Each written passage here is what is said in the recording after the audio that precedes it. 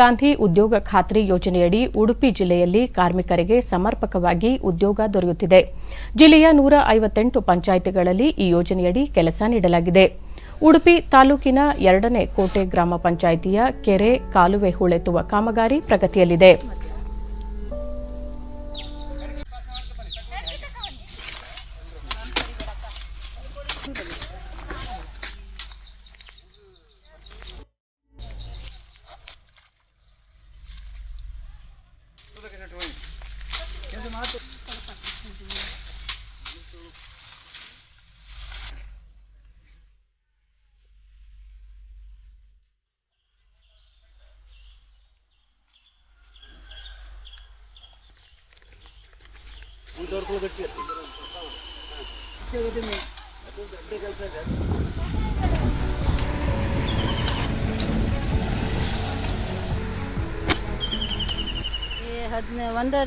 ಕಾರ್ಮಿಕರಾದ ಲಕ್ಷ್ಮಿ ಲಾಕ್ಡೌನ್ನಿಂದ ಯಾವುದೇ ಕೆಲಸ ಕಾರ್ಯಗಳಿಲ್ಲದೆ ಊಟ ವಸತಿಗೂ ಸಮಸ್ಯೆ ಉಂಟಾಗಿತ್ತು.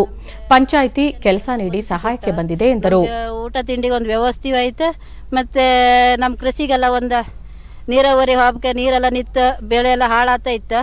ಈ ವರ್ಷ ಇದನ್ನೊಂದು ಮಾಡಿ ಪಂಚಾಯಿತಿಯವರ ಭಾಳ ಉಪಕಾರ ಮಾಡ್ರ.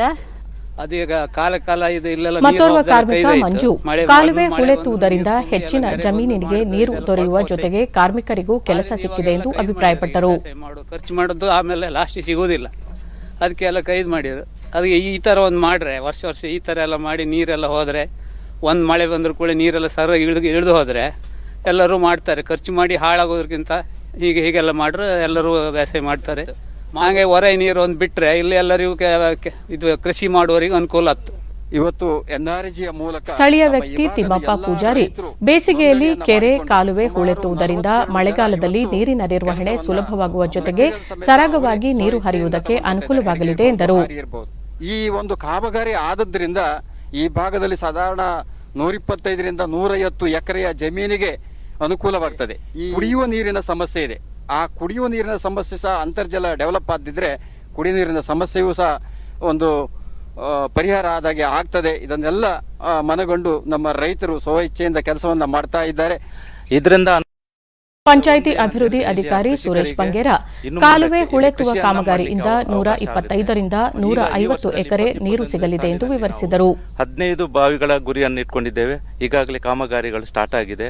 ಅದೇ ರೀತಿ 2 ಹಟ್ಟಿ ಮತ್ತು ಇಂಗುಗುಂಡಿಗಳನ್ನು ನಾವು ಮಾಡಬೇಕು. ಒಂದು 10 ಜನ ಮುಂದೆ ಬಂದಿದ್ದಾರೆ, ನಾವು ಹಿಂಗುಂಡಿ ಮಾಡ್ಕೊಳ್ತೇವೆ ಅಂತೇಳಿ ಅದು ಸಹ ಅನುಷ್ಠಾನ ಮಾಡ್ತಾ ಇದ್ದೇವೆ. ಈ ವರ್ಷಕ್ಕೆ ನಮಗೆ 4830 ಮಾನವ ದಿನಗಳ ಗುರಿ ಕೊಟ್ಟಿದ್ದಾರೆ.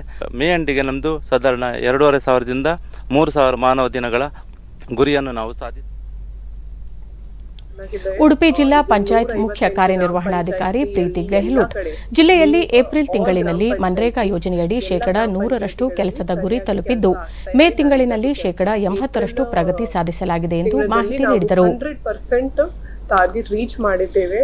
ಮೇ ಎಂಡ್ದು ಟಾರ್ಗೆಟ್ ಏನಿದೆ ಅದು ಕೂಡ ನಾವು ಈಗಾಗಲೇ 80% ರೀಚ್ ಆಗಿದ್ದೇವೆ.